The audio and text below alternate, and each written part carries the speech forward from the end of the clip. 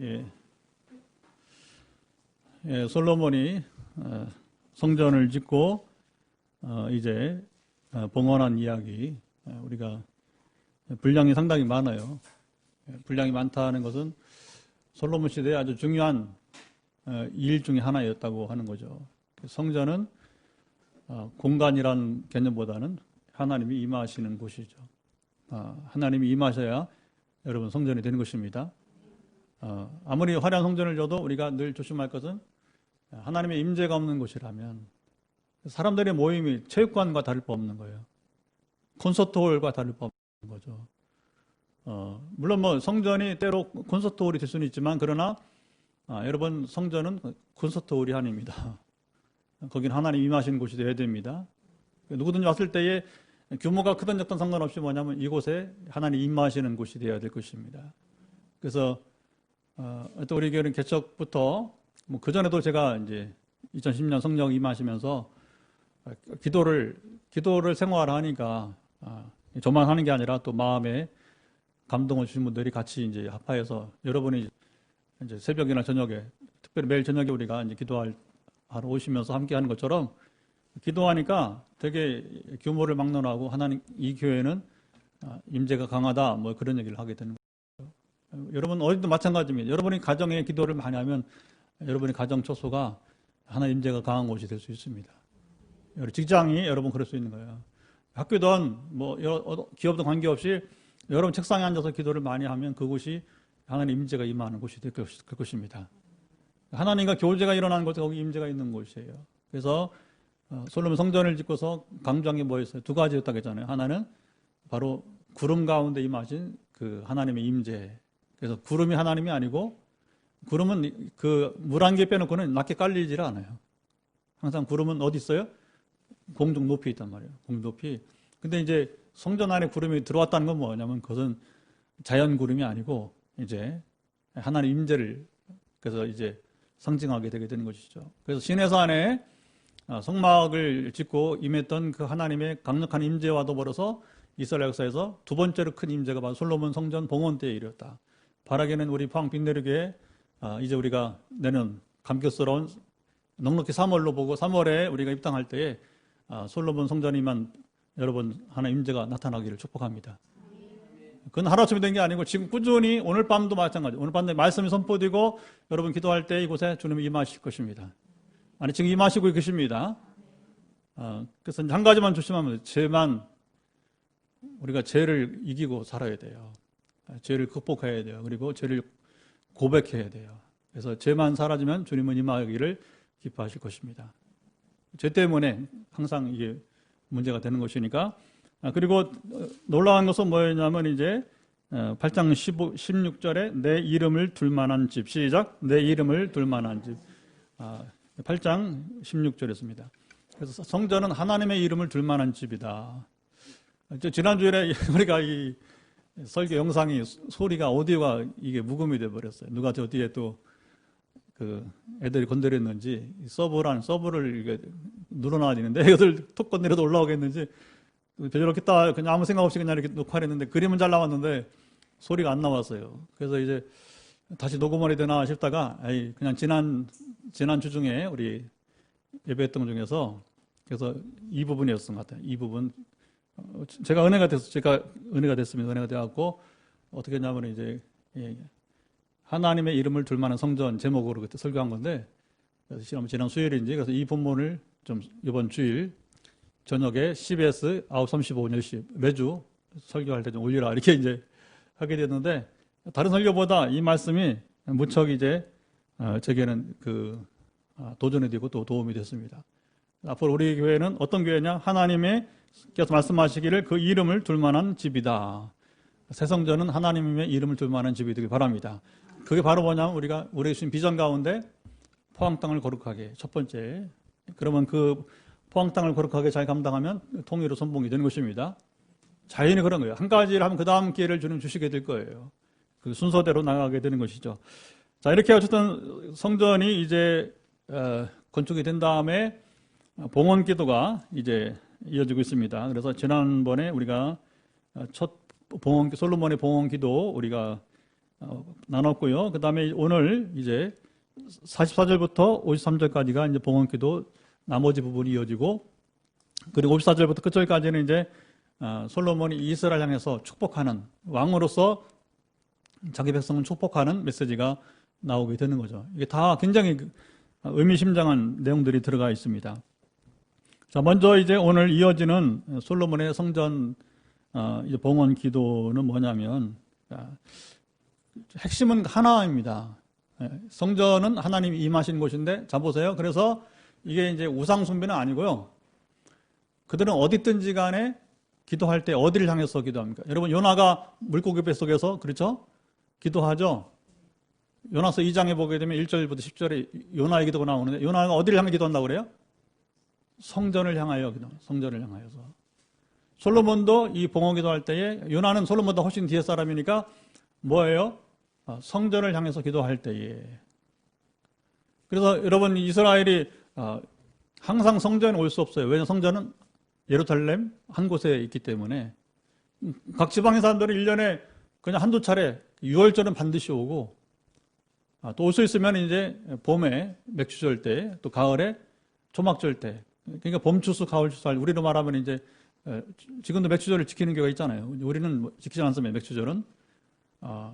그 다음에 가을 추수감사절이 지키듯이 절기 때 이스라엘이 그저 거의 6월절은 거의 의무적이고요. 그 6월절이 가장 분비입니다. 이스라엘에. 그래서 이스라엘 남자들만 100만 명 정도 6월절이면 음집을 하는 거예요. 그래서 이게 이제 정치적으로 어떤 그 대학살을 할 때는 상당히 이용되기도 했어요. 실질적으로. 그때는 오지 말아야 되는데, 제사에 한번 빠지는 게 중요한 게 아니라 생명을 보존해야 되는데, 그 사람들 알잖아요. 유대인들 고집 알잖아요. 죽더라도 그냥 몰려왔다가 아주 큰 낭패를 당한 적이 있어요. 로마군에 의해서. 그래서 이스라엘이 다 이렇게 쉽게 성전에 올 수 없으니까 기도하는데, 우상을 향해서 하지 말고 성전에 있는 방향들. 아마 이걸 배워서 아마 그 이슬람 이슬람교는 주 7세기 일이니까 한참 뒤에 일이니까 메카를 향해서 아마 기도하는 것이, 항상 그들이 양탄자를 깔아놓고 그러죠? 양탄자 깔고서 메카를 향해서 기도하듯이, 출발은 훨씬 빠른 게 뭐냐면 바로 이 솔로몬 성전 봉헌기도 있게 되는 거예요.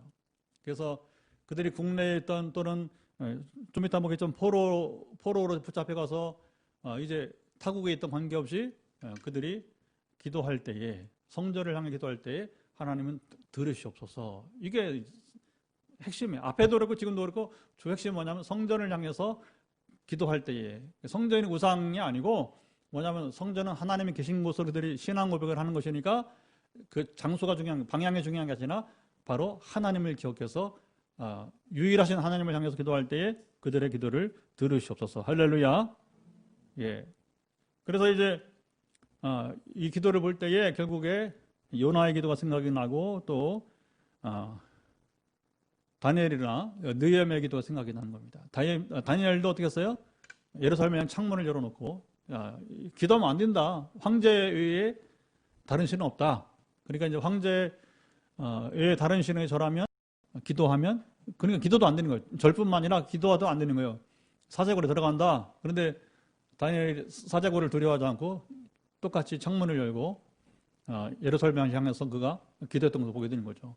그러니까 이 기도가 얼마나 큰 영향을 미쳤는지를 우리가 보게 되는 것이고, 그게 이제 전해져서 우리 솔로몬 우리 왕이 성전을 봉헌하면서 감격 가운데 이렇게 기도했다. 그러니까 하나님께서 이걸 좋게 여기셨고, 우리가 언제든지 간에 어디 있든지 간에 성전을 향해서 기도하자. 그건 상당히 의미가 있는 신앙교육이 되었을 것입니다. 자, 44절을 읽어보죠. 44절. 주의 백성이 그들의 적국과 더불어 싸우고자 하여 주께서 보내신 길로 나아갈 때에 그들이 주께서 택하신 성읍과 내가 주의 이름을 위하여 건축한 성전이 있는 쪽을 향하여 여호와께 기도하거든. 자, 성전을 향해서 기도하거든. 이게 전제가 되는 거예요, 항상. 그래서 전쟁에 나갈 때에 기도하는 거. 여러분, 참 이런 부분은 우리가 의미가 있는 거예요. 오늘 설교 준비하다 보니까 어느 목사님이 그런 예화를 하나 들었더라고요. 자기가 옛날에 사단장으로, 저보다 연배가 하여튼 몇 년 윗분이니까, 이번에 이제 장교 생활을 했는데, 이제 그 대구에 목회하시는 분이에요, 지금. 근데 사단장을 모시는, 사단장이 옛날에 뭐냐면 이제 그 젊었을 때에 베트남 전쟁에 이제 참전을 했던 거예요. 중대장으로. 그 당시 대위 중대장으로 이제 바쁠 때 세계, 그러니까 중대장이면 거의 최전선에서 이제 그, 몇 소대, 한 4개 정도 소대장들 거느리고서 이렇게 이제, 그러면 되게 한 중대가 얼마나 되냐면 한 160명 정도 돼요. 보통 한 40명씩 한 소대에, 그런 160명 정도 이제 뭐냐면 이제 이 중대장이 지휘하면서 싸우는 거니까 거의 최전선에 쓰는 거죠. 근데 이제 결혼을 했는데 이제 아내가 교회를 다니고서 자꾸 이제 그 신앙생활 하라고 하는데 이 사람은 별로 그렇다는 거예요, 이제. 그 뭐 전쟁 중에도 별거 없이 싸우다가 자꾸 이제 아내가 얘기도 하고 또 이제 어떤 사람이 이제 그 기도의 경험 이야기를 들려주니까 그래서 이제 자기가 그 전해준 사람이 뭐냐면 그 일제강점기 때에 일본군이 한국만 온 게 아니잖아요, 그렇죠? 중국에 또 베트남에 인도네시아까지 갔어요. 그 태평양 전쟁이라고 부르는데 태평양 지역을 거의 일본이 휩쓸었단 말입니다. 옛날에 버마, 지금 미얀마까지도 이제 점령을 했잖아요. 그러니까 이제 그 한 분이 이제 자기가 일제강점기 때 월남에서 전투를 했는데 이제 경험이 있으면서 그러면서 이제 이렇게 신앙 이야기를 했나 봐요. 그래서 이제 이 사람이 이제 자기도 모르게 살아야 되니까 기도를 했다는 거예요. 항상 이제 전투에 나가기 전에 전 부대원들을 모아놓고서 야, 우리가 살아야지 않느냐, 결국은 살아야지 않느냐. 우리가 사는 게 목적이다. 전쟁 이기는 게 목적은 사는 게 목적이다. 전쟁이 우리가 살아 이기는 것이고, 그러니까 어떻게 사느냐? 결국 도리 없다. 우리가 하나님만이 유일한 신이다. 선포하고서 이제 매일 그렇게 전투에 나갈 때마다 기도했다는 거예요. 그런데 신기하게 이제 기도하기 전에는 많은 그 중대원들이 이렇게 죽어나갔는데 기도를 시작한 다음부터 뭐냐면 사망률이 떨어지기 시작했다는 거예요. 그리고서 그게 이제 그 위에 사단장이 알게 돼서 완전히 뭐냐면 이 사람이 불사조처럼 돼버린 거예요. 옛날에 우리 전투 기억하기 옛날에 우리 드라마 옛날에 전투에 나오는 소대장처럼 죽지 않는 사람 있잖아요. 완전 불사조. 실제로 이 사람이 그렇게 됐다는 거예요. 그러니까 그 사단장이 이런 사람은 우리가 귀하게 여겨야 된다 해서 뭐냐면 그만 현장에 나오고 그래서 특별 헬기를 보내서 자기를 이렇게 다시 후방으로 빼왔다는 그런 간증 이야기를 보게 되더라고요. 여러분 생명은 주님께 달려 있습니다. 우리가 기도하는 것 이게 너무너무 중요한 거예요. 저는 이제 오늘만 아니라 이제 성경의 모든 본문들을 오늘 새벽에 또 시편 보잖아요. 시편은 기도잖아요. 기도책이니까 기도를 보면서 결국 하나님 아버지가 원하는 것이 무엇일까? 간단합니다. 하나님 아버지는 우리가 그 앞에 오기를 원하는 거예요. 어쨌든 백사님 오늘 오셨는데 잘 오셨고요. 어쨌든 고난이 있을 때에 특별히 기회가 돼요. 고난이 있을 때에 기회가 돼서 하나님께로 가까이 오는 거예요. 그러니까 우리 실사님도 잘 오셨어요. 하여튼 간에 이런저런 고난이 있을 때에 여러분 하나님께로 오시면 됩니다. 그러면 하나님은 여러분의 문제를 풀어줄 겁니다. 이미 여기에 선 경험자들이 있고 그리고 나도 그분처럼 또 이렇게 하나님 만나는 경험이 있길 원하면서 또 오늘도 함께 예배드린 여러분들이 복이 있습니다. 왜냐하면 우리가 성경을 읽기만 하고 남의 이야기로만 된다면 우리는 오늘 이 말씀을 읽는 효과가 떨어지게 되는 것이죠. 의미가 여러분 더 사라지게 되는 거죠. 그러나 이 말씀이 실질적으로 내 삶에 영향을 미치고 지금도 우리 삶을 이끈다면 여러분이 이 말씀이 더 살아있는 말씀으로 가치 있는 것으로 우리에게 다가오게 되는 것입니다. 하나님의 말씀은 약속은 여러분 변함이 없습니다. 그래서 늘 그 말씀을 지키시는 분이에요. 자, 58절을 먼저 읽어보도록 합시다. 58절 시작. 우리의 마음을 주께로 향하여 그의 모든 길로 행하게 하시오며 우리 조상들에게 명령하신 계명과 법도와 율례를 지키게 하시기를 원하오며 그래서 하나님의 말씀을 우리가 여러분 지켜 행하기를 원한다. 그러면 뭐냐? 하나님은 그 말씀을 지키는 자에게 약속을 지키시는 신실하신 분입니다. 하나님은 여러분 말을 번복하시는 분이 아니에요. 그게 옛날에 뭐라고 하냐면 시건하지 않는다고 해서 말을 번복하지 않는 분이라고 해요.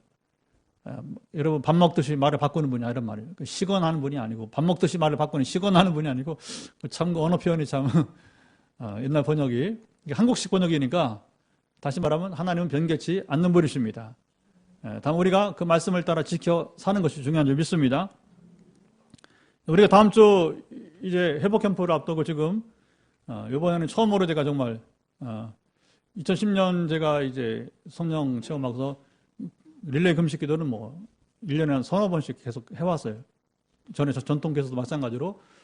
이번에는 그런 마음을 주시더라고요. 도표를 그리지 마라. 기도표를 그리지 마라. 이번에는 한 번만 해보려고 그래요. 나중에 이제 우리가 보면 알겠죠, 이제. 그래서 우리가 할당절에서 이렇게 하기보다는 어차피 이번 월요일부터 다음 금요일까지 우리가 은혜를 사모하면서 우리가 뭐 한두 번 경험하는 회복 캠프가 아니니까 매 두 번씩 우리가 해온 거니까 이번 각자 우리가 한번 기도하죠. 저도 뭐 이제 그 어떤 광고를 하지 않고 근데 이제 어제 아침부터 이제 오늘 오후까지 금식을 했는데 날이 더우니까 체력 소진이 굉장히 심하더라고요. 그러나 중요한 것은 뭐냐면 이제 굶는 게 중요한 게 아니라 그 시간을 통해서 밥을 먹지 않으니까 아무래도 이제 밥을 안 먹으면 화장실을 들어가거든요.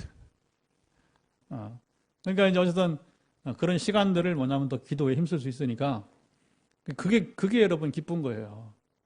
그리고 하나님은 한 번도 외면한 적이 없으신 것이고 그 금식 가운데 어제 저녁에 하나님께서 5가지 비전을 주신 거예요. 아마 내일이나 모레 한 번 더 제가 집중해 보겠습니다. 하나님께서 이번 회복 캠프 어떤 은혜를 주실지 그래서 어제 저녁에 우리 김근영 선생님 기도하면서 그 중에 뭐가 제일 본인에게 지금 갈급하냐 그랬더니 이제 그 요한복음 14장 27절에 하나님의 평안을 맛보고 싶다. 이건 갈급한 겁니다. 굉장히 여러분 이제 하늘에서 주는 하나님 주신 평안을 맛보고 싶다. 할렐루야. 이게 뭐냐면 그냥 약속이 아니라 약속 성취를 맛보고 싶다고 하는 거예요. 마음에 딱 꽂혔어요. 참 그 마음이 좋구나. 여러분 사모함이 있기를 바랍니다. 그래서 하나님은 어떻게 많은 말씀 있지만 그 말씀 가운데 하나님께서 우리에게 원하신 건 뭐냐? 내게로 오라고 하는 거예요. 나와 교제하자. 너는 내 아들이야. 너는 내 딸이야. 사랑하는 자녀들아 내게로 오라고 하는 것입니다. 그 가장 강렬하게 나타나는 것이 뭐예요? 바로 이제 탕자 비유가 되는 거죠. 탕자 비유. 그래서 집 나간 아들을 아버지가 계속 기다립니다. 언제까지 기다려요? 올 때까지 기다려요. 하루도 빠짐없이 한순간도 다른 만사 제쳐놓고 얘는 분명히 실패하고 돌아올 거야. 그리고 성공하지 못해도 돌아오는 게 더 중요하다고 하는 거죠. 그래서 성공보다 더 중요한 게 바로 뭐냐? 우리 구원 문제입니다. 그래서 예수님도 사람이 온 천하를 얻고도 제 목숨을 잃으면 무엇이 가리오? 여러분 온 세계 얻으면 여러분 권력을 다 얻으면 뭐합니까? 온 재물을 다 얻으면 뭐합니까? 그것도 불법으로. 그러니까 이재용 부회장처럼 들러나락 하잖아요, 감옥에. 이제. 그 많은 재물 얻으면 뭐 하겠어요, 여러분, 이제. 중요한 것은 우리 정직한 자가 되어서 하나님의 경외함으로 우리는 구원이 이루어질 것입니다. 자, 그리고 이제, 전쟁에 나갈 때에 기도하거든 주는 하늘에서 그들의 기도와 간구를 들으시고 45절 그들의 일을 돌보시옵소서. 자, 그 다음에 46절 보게 되면 범죄하지 아니한 사람이 없사오니 이렇게 시작을 합니다. 솔로몬의 인생이 누군지 안 거예요. 물론 그는 나중에 노래할 때 세상 만사 보면서 헛되고 모든 것이 헛되도다. 세상 모든 것은 해 아래 새 것이었고 그게 참 이게 최고의 지혜예요. 세상이 헛되다는 것을 우리가 알면 됩니다. 세상 거 다 취해도 그것이 아니다 하는 겁니다. 건강도 중요하지만 여러분 그것이 건강한 것이 다는 아니에요. 결국은 솔로몬은 그래서 전도서 12장에 보면 뭐합니까? 창조주를 기억하라고 하는 겁니다. 하나님을 기억하라고 하는 겁니다. 하나님과 교제 안에 거해야 될 것입니다. 그게 목적이에요. 그게 목적이 되어야 돼요. 그래서 범죄하지 않은 사람이 없다. 모든 사람이 죄를 범하였은즉 시작. 모든 사람이 죄를 범하였은즉 하나님의 영광에 이르지 못하더니 사도 바울의 말이나 솔로몬의 말이 동일한 거예요. 범죄하지 않은 사람이 없다. 중요한 것은 그들이 주께 범죄함으로 주께서 진노하시죠. 하나님이. 그래서 적국에 사로잡혀 갑니다. 그래서 원근 막론하고 적국의 땅으로 끌려간 후에 47절, 48절을 두 절을 같이 읽어보겠습니다. 시작. 그들이 사로잡혀 간 땅에서 스스로 깨닫고 그 사로잡은 자의 땅에서 돌이켜 주께 간구하기를 우리가 범죄하여 반역을 행하여 악을 지었나이다 하여 자기를 사로잡아간 적국의 땅에서 온 마음과 온 뜻으로 주께 돌아와서 주께서 그들의 조상들에게 주신 땅 곧 주께서 택하신 성읍과 내가 주의 이름을 위하여 건축한 성전 있는 쪽을 향하여 주께 기도하거든. 자, 여기서는 사실은 아직 이스라엘이 멸망하려면 시간이 멀었어요. 그렇죠? 근데 어떻게 보면 베드로의 신앙 고백도 그러지만 기도할 때는 때로요. 우리의 생각을 초월해서 이렇게 툭 튀어나오는 말이 있어요. 그 때로는 하나님께서 그것을 이제 하나 예언적으로 말씀하시는 것이 있어요. 지금도 그렇습니다. 지금도. 그러면 자 보세요. 저는 강동진 목사가 우리 의성 공동체 갔을 때 몇 마디 했단 말이야. 또 저에게도 개인적으로 몇 마디 했어요. 그걸 이제 강 목사를 하나님으로 보면 안 되는 거예요. 근데 하나님께서 원래 때로 각 사람을 통해서 툭 던지게 한단 말입니다. 뭐야? 하면서 했을 때에 그것을 뭐 열심히 공부하면 하버드 갈 수 있는 거지, 예찬이. 뭐 그 말을 들어서 근데 자 보세요. 그런 거예요. 이게 그 예언과 비전이라고 하는 것은 그냥 지나가는 소리 듣지 않고 물론 노력하면 다 갈 수 있지. 그러나 그 소리를 듣기 전에는 노력하지 않았다는 거예요. 그러니까 제가 계속 예찬한테 도전을 줬던 거죠. 그래서 네가 노력하면 그것이 예언이 된 것이다. 아멘. 어차피 열심히 하면 돼요. 그런데 뭐냐면 꿈이 없는 사람은 안 한단 말입니다. 아이고 거기 뭐 나 무슨 상관이 있어. 그건 남의 일이지.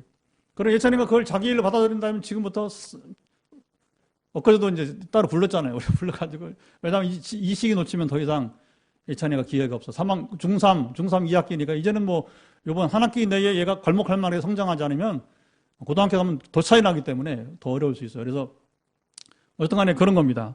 솔로몬이 여기 이런 기도를 했을 때에 여러분 이게 뭐냐면 우리는 지금 결과를 보니까 엄청난 예언적 선포잖아요. 그렇죠? 이스라엘이 멸망할 수 있다는 거예요. 그리고 포로로 붙잡혀가서 살 수 있다는 거예요. 그때에 그들이 그 포로된 땅에서 여기 중요합니다. 기도만 하면 되는 게 아니고 먼저 뭐 해야 된다고요? 거기 보면 우리가 범죄하여 반역을 행하여 악을 지었나이다. 회개를 해야 돼요. 회개를. 고백을 먼저 해야 돼요. 고백을 하고서 뭐냐면 이제 이 성전을 향해서 기도할 때에 바로 뭐냐면 49절 주는 계신 곳 하늘에서 그들의 기도와 간구를 들으시고 그들의 일을 돌아보시며 하나님은 들으시옵소서. 그래서 여러분 잘 보세요. 다니엘의 기도나 지금 시간을 못 봅니다만 다니엘의 기도나 느헤미야 우리가 최근에 끝냈잖아요. 느헤미야의 기도를 보게 되면 동일합니다. 뭐냐면 바로 그들이 조상들의 죄를 먼저 회개해요. 포로면에 잡혀왔는데 자기 죄가 아니잖아. 조상들 죄 때문에 포로면에 끌려온 거 아닙니까? 그런데 자 보세요. 다니엘과 느헤미야는 그들의 죄 때문에 조상들 죄 때문에 끌려왔는데 근데 뭐냐면 조상들의 죄를 먼저 고백을 하고 있다고 하는 거예요. 이게 의미가 있습니다. 그러니까 이 조상들의 죄지만 그러나 그들의 죄라도 우리가 대신 자복해야 돼요. 왜냐? 결과로 여기 끌려와 있기 때문에. 자 보세요. 그럼 지금 끌려와 있는 지금 묶여 있는 것이 풀리려면 어떻게 됩니까? 이 원인이 풀어야 돼요. 그 원인이 뭐예요? 바로 조상들이 하나님을 떠나서 우상 숭배를 했기 때문에 그리고 온갖 불의와 불법을 행하고 율법을 지키지 않았기 때문에 그러니까 우상 숭배를 하고 온갖 불법과 불의를 행했던 모든 조상들의 죄를 뭐냐면 다니엘과 느헤미야가 고백을 했다는 거예요. 솔로몬의 오늘 이 말씀은 뭐냐면 그냥 여러분 훅 던지는 말이 아니라 성령에 충만해서 하나님께서 여러분이 성령에 스승되어서 지금 기도를 인도하시게 된 것입니다. 성경의 모든 스토리는 다 그렇게 되어 있어요.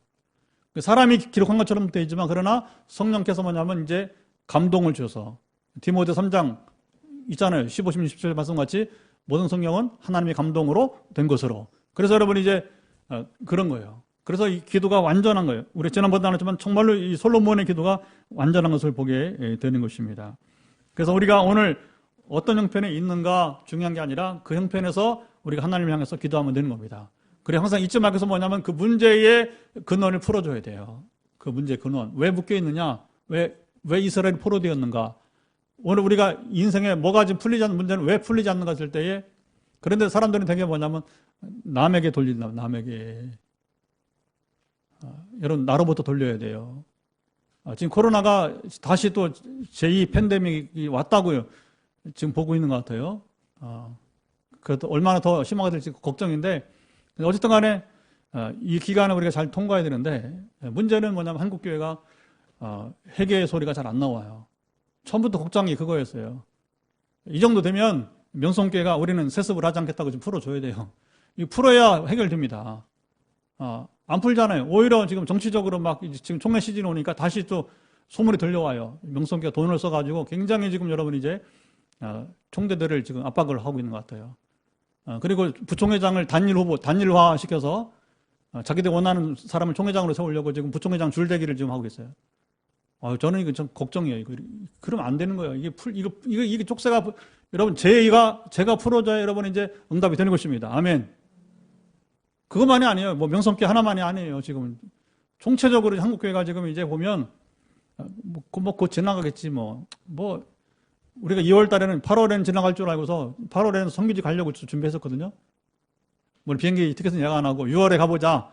그래서 2월 달에 그때 이제 3월 방문을 우리가 비행기 캔슬을 하면서 8월에는 다시 갈 수 있겠지 하고서 넉넉히 기다렸는데 웬걸 6월 달 돼도 이건 뭐 6월이 아니라 여러분 이제 내년도 통째로 아마 이럴 수 있겠다고 하는 그런 전망이 나오니까 굉장히 좌절되는 거죠. 그 사람들은 그래 그럼 내년 지나면 또 그만 낫겠지 할 거예요 아마. 그런데 지금 뭐라고 하냐면 아마 다시 옛날과 같은 시대는 오지 않을 수도 있다고 하는 거예요. 이게 정말 무서운 얘기입니다. 왜냐하면 이거 극복하면 또 다른 더 큰 바이러스가 발생할 수도 있다는 얘기가 들리고, 그러면 정말 이게 종말 시대가 온 거 아닌가 이제 생각을 해보게 되는 거죠. 물론 그건 뭐 우리가 앞으로 맞이하면 돼. 두려워할 건 없습니다. 두려워할 건 없습니다. 그러나 중요한 것은 뭐냐면 역시 세계에서 가장 힘든 것은 회개가 가장 어렵구나 싶은 거예요. 그래서 세상 만사 왜 안 풀리냐면 죄에 대해서 인정하고 고백하지 않기 때문에 그런 거예요. 이게 문제입니다. 이게. 하나님 가장 싫어하시는 게 뭔지 아십니까? 기독교 이름으로 하나님의 이름을 욕되게 하는 거. 지금처럼 너무너무 가슴이 아파요. 너무나 저는 신천지 때문에도 그랬는데 이번 8.15 때 이게 뭐 지금 뭐 오히려 신천지보다 더하다고 지금 하면서 굉장히 지금 교회를 향해서 여러분이 이제 막 그러니까 그것을 뭐 핍박이라고 보기 전에 오죽하면 그렇게 했는가 한번 생각을 해봐야 되는 거죠. 교회만큼 뭐냐면 이걸 뭐 조심하지 않고 이렇게 없었다는 거예요. 그러니까 이제 이게 화가 되게 되는 것이니까 그러니까 어떤 뭐 이런 것만이 아니라 전부 하나님 가장 원하신 것은 뭐냐면 우리가 죄에서 떠나서 우리가 범죄하여 반역을 행하여 악을 지었나이다. 여러분 이게 다시 한번 시작. 우리가 범죄하여 반역을 행하여 악을 지었나이다. 이게 그냥 하는 말이 굉장히 중요한 거예요. 이 고백이 터져야 여러분이 회개가 있는 곳에 부흥이 있는 것입니다. 회개가 있는 곳에 치유가 일어나게 되는 것입니다. 이번 우리 다음 토요일도 회복 캠프 할 텐데 뭐예요? 우리가 종일 사실 뭐 하는 거예요? 이거 하는 거예요, 이거. 재고백하고 그다음에 사탄이 영향을 미치는 그 영향력을 우리가 제거시키는 것. 그러니까 죄가 떠나고 사탄의 영향력이 사라져 버리니까 우리가 사탄의 권세를 여러분 파해 버리니까 성령이 여러분 확 임하게 되는 것이죠. 이번에 기대가 됩니다. 이 정도에 따라서 우리가 회개 정도에 따라서 뭐냐면 영적 부흥은 임하게 되게 되는 거예요. 자, 50절 보게 되면 거기 그 사람들로 그들을 불쌍히 여기게 하옵소서. 자, 위에는 범죄한 백성을 용서하시고 모든 허물을 사하시고 결국 뭐냐? 우리가 구할 것은 긍휼을 원하는 것입니다. 하나님께 긍휼을 베풀어 달라고 하는 것입니다. 자, 하늘아버지는 얼마나 좋아요. 하늘아버지는 우리가 그 앞에 와서 긍휼을 베풀기를 구하면 된다는 거예요. 이보다 쉬운 게 어디 있어요. 그런데 무슨 자존심이 그렇게 센지 그 죄를 인정하지 않아. 왜 그러냐? 하나님의 말씀에 사로잡히지 못하고 되게 뭐냐면 세상 철학에. 저는 그래요. 세상 책도 읽고 이것도 읽으면 좋은데 못하면 세상 책 버리세요. 괜찮아요. 이거 하나면 충분합니다. 책을 읽지 말라는 건 아니에요. 성경을 읽고도 여유가 있으면 세상 책을 읽으라고 하는 거예요. 왜냐하면 세상 책을 읽으면 약간의 유익이 있지만 성경을 읽으면 내 삶의 근본이 바뀝니다. 아멘. 얼마나 읽어야 되느냐? 여러분 평신도들 하루 10장을 읽어야 돼. 5장, 10장, 최소한 5장 미니멈 10장 읽어야 성경 읽는다고 하는 거. 하나님과 동행한다는 사람이면 성경을 10장 30분을 읽는데 30분을 성경 읽기 안 하고 어떻게 우리가 여러분 신앙생활 한다고 할 수 있겠어요. 그죠? 그러니까 이게 너무나 중요한 거예요. 그건 그냥 문자가 아니란 말입니다. 이것은 하나님 말씀은 살아서 운동력이 있습니다. 우리의 몸을 쪼개기까지 합니다. 우리 영혼, 여러분 깊은 곳을 여러분 찌르기까지 하는 것입니다. 그러려면 어떻게 되냐? 가장 영향력 있는 말씀 성경을 읽어야 되지. 세상책 너무 좋아하지 마시고, 그러나 그걸 우리가 부정하는 건 아니지만 시간이 되거들랑 성경을 먼저 읽고 우선순위를 정하란 말입니다. 세상책은 나중에 읽으라는 거예요. 죄송한 설교 여러분 중요치 않습니다. 성경이 중요합니다. 여러분이 스스로 성경을 읽어야 여러분의 말씀이 되는 것입니다. 안 그러면 어떻게 되냐? 사람에게 여러분 매여버려. 근데 저는 때때로 보면 좀 안타까운 건 뭐냐면 어느 특정한 목회자에게 매이는 경우가 있어요. 여러분 그러면 안 됩니다. 성경에 매이시 바랍니다. 성경에 매이시 바랍니다. 이건 굉장히 중요한 선포예요. 그래서 요즘도 이렇게 보면 이제 되게 유명하다는 사람도 있잖아요. 그래서 뭐 분당에 누구 또 하면서 이렇게 쭉 어느 그 장로님이 자기가 이번 주 이런 설교를 들었다 하면서 그걸 또 SNS에 딱 공개를 하는데 좀 안 됐어. 왜냐면 뭐 그리 설교를 많이 들을 거 있어. 자기 성경 읽으면 되지. 아직도 의존한다는 거예요. 설교를 듣지 말라는 게 아니라 여러분 그 시간에 성경 읽으세요. 제가 경험해 보니까 남의 설교 듣는 것보다 그 시간에 차라리 성경을 그 30분 설교 듣는다 그거보다 1장의 성경을 읽으면 앱을 틀고서 여러분이 그것이 살아있는 말씀을 내게, 왜냐하면 그건 직접 내가 듣는 것이니까. 설교는 간접적으로 듣는 거예요. 그 목사님 이야기야. 내 얘기가 아니고 성경을 읽으면 기도하면 뭐냐? 나의 이야기. 내가 한 말씀 가지고 씨름하는 것입니다. 아멘. 여러분 성경을 아는 지식 관계없어요. 하나님은 우리 수준에서 말씀하시기 때문에 걱정 없어요. 그렇게 우리가 해나가면 될 것입니다. 자, 그리고 51절 보게 되면 그들은 주께서 철불무 같은 애굽에서 인도하여 내신 주의 백성 주의 소유가 됨이니이다. 자, 솔로몬이 기도하는데 무슨 얘기를 하냐면 출애굽의 하나님을 말합니다. 그리고 이스라엘은 바로 출애굽의 하나님의 후손들입니다. 이렇게 말하고 있는 것입니다. 출애굽은 이스라엘 역사의 시작이에요. 물론 원조는 아브라함이지만 민족적 개념에서의 시작은 출애굽의 시작인 거예요. 이스라엘 모든 것은 출애굽에 시작합니다. 출애굽 시점이 바로 뭐예요? 그들의 새해 달력이 시작이 되는 거예요. 모든 삶의 시작은 뭐냐면 출애굽에 시작되는 거예요. 출애굽은 이스라엘이 하나님을 향해서 아무것도 반항할 수 없게 만들어버리는 거예요. 그렇게 만든 큰 사건이 되는 것입니다. 왜냐하면 그들 노예된 땅에서 자유하여서 이제 비로소 진정 뭐냐? 이스라엘 민족적인 규모로 장성했기 때문에 이게 정말 이거 민족 설화가 아니라 역사적 사건이 된 것이죠. 할렐루야. 우리는 설화를 말해, 설화. 우리 단군 신화 설화야. 그런데 미설러지. 근데 여러분 성경의 얘기는 출애굽은 뭐냐면 그런 미설러지, 신화가 아니에요. 설화가 아니고 내러티브가 아니고 이것은 바로 사건이에요. 실제 역사였던 것입니다. 그래서 성경 곳곳에 출애굽 얘기는 이스라엘과 굉장히 자주 나와요. 그리고 뭐냐면 가장 결정적일 때 특별히 이 부분이 강조가 되고 있다고 하는 것입니다. 52절 원하건대 주는 눈을 들어 종의 간구함과 저 백성 이스라엘의 간구를 보시고, 그 다음 말씀 읽어보죠. 주께 시작. 주께 부르짖는 대로 들으시옵소서. 다시 한번 시작. 주께 부르짖는 대로 들으시옵소서. 저는 오늘 이 본문을 우리가 한 20절 읽었는데 이 20절 말씀 가운데 가장 핵심이 있다면 저는 이 52절을 들었어요. 부르짖는 대로 들어달라고 하는 것입니다. 여러분 기도는 부르짖는 대로 들으시는 거예요. 이건요, 부르짖으면 뭐냐? 인격적 호소를 말하게 되는 거예요. 저도 막 기도하다가 너무 응답이 없어 막 짜증이 나. 그래서 막 하나님 앞에 때도 써보는 거예요. 부르짖어 보는 겁니다. 하여튼 이번 회복캠프에서 우리 윤석열 집사님 부부가 뭔가 좀 역사가 일어나겠어요. 제가 막 속 터져 못 있겠어 막. 왜냐하면 너무 힘든데 왜 하나님 아직도 벌써 여기 이제 우리 교회 출입한 지가 이제 2년 다 돼가는데 2년째 되는데 변화가 일어나야지. 그러니까 이게 우리가 부르짖는 대로 들으시는 하나님 역사하심이 나타났으면 좋겠습니다. 그런데 우리가 때로 여러분이 결단하고 이렇게 나오면 하나님 응답하시더라고요. 다시 우리 회복캠프 앞두고서 우리 김찬수 사님이 지금 주중 수요일 금요일뿐만 아니라 새벽에 안 빠져요. 새벽에 그 도구에서까지 오늘 오면 참 신기해. 참 안 피곤해요? 새벽과 저녁을 깨우는 게 보통 일이 아니란 말입니다. 저녁엔 수요일랑 금요일날. 근데 나는 집사님이 그렇게 올 때마다 기대감이, 이번에는 또 하나님 무슨 일을 행하실 것인가. 왜? 하나님이 아신다는 거예요. 왜? 부르짖는 대로 들으시는 분이시니까. 반대로 말하면 세상이 부르짖지 않는다는 거예요. 아프다고? 천만에 부르짖지 않아. 저는 목회하면서 31년 동안 너무나 많이 봐왔어요. 저런 지경인데 왜 안 부르짖죠? 세상에. 그런데 여러분, 그게 참 희한한 겁니다. 그게 이제 하나의 역설적인 것인데, 그래서 우리 끝날에 뭐라고 고백하냐면, 하나님이 이끌지 않으면 아무리 고난이 있어도 하나님께 오지 않는 거예요.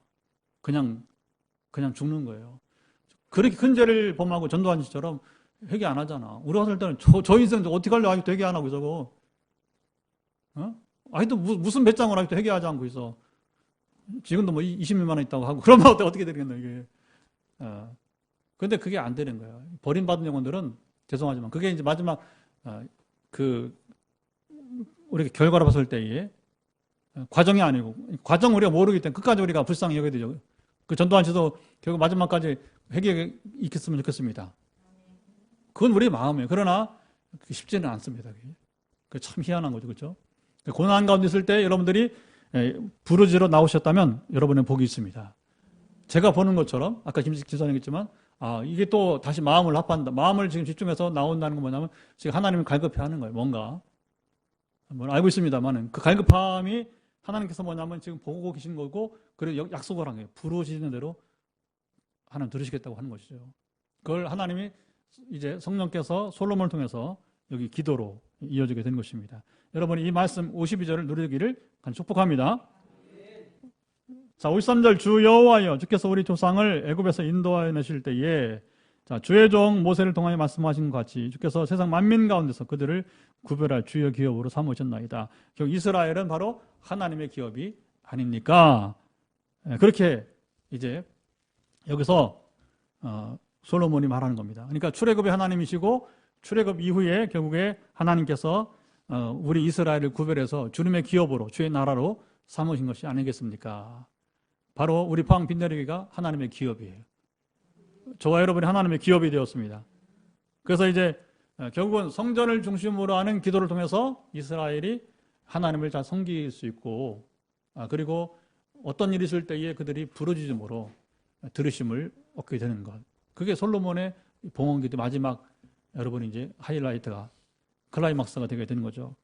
뒤 54절부터는 금요일 날 우리가 또 지금 시작하면 시간이 안 될 것 같습니다. 그래서 좀 여유를 가지고서 금요일 날 한 번 더 우리가 54절 이하를 나누도록 하겠습니다. 그래서 오늘 솔로몬의 봉헌기를 통하여서 우리가 이 말씀을 가지고 그냥 우리가 읽은 말씀이 아니라 옛날 성경 공부가 아니라 이것을 레코터를 취해서 우리가 누리는 또 하나의 말씀이 되어주기를 간절히 축복합니다. 기도하겠습니다. 성전을 향하여서